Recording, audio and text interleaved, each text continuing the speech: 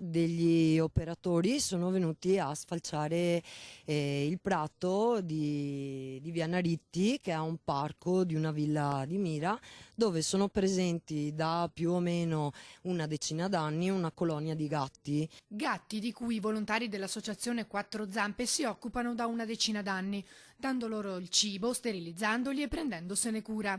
Martedì, durante lo sfalcio dell'erba, però, si è verificato un brutto episodio. Siamo state chiamate da dei vicini che ci hanno segnalato appunto che uno dei gatti urlando ha saltato il muretto e poi è morto sul colpo. È stato falciato, è stato investito, colpito dalla macchina, e come potete vedere una macchina molto importante visto le orme delle ruote lasciate sul parco.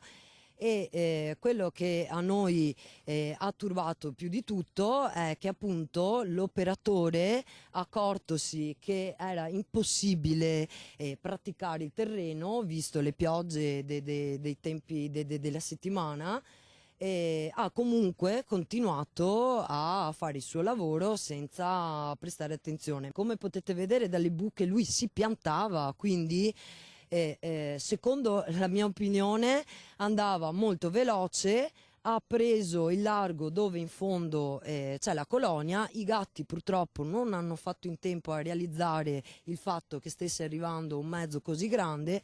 Impauriti si sono trovati davanti questo mezzo e non hanno avuto il tempo di fuggire e mettersi in salvo. Oltre a Crosta, il gatto ucciso, all'appello ne mancano altri due. L'associazione non vuole che quanto accaduto passi sotto silenzio.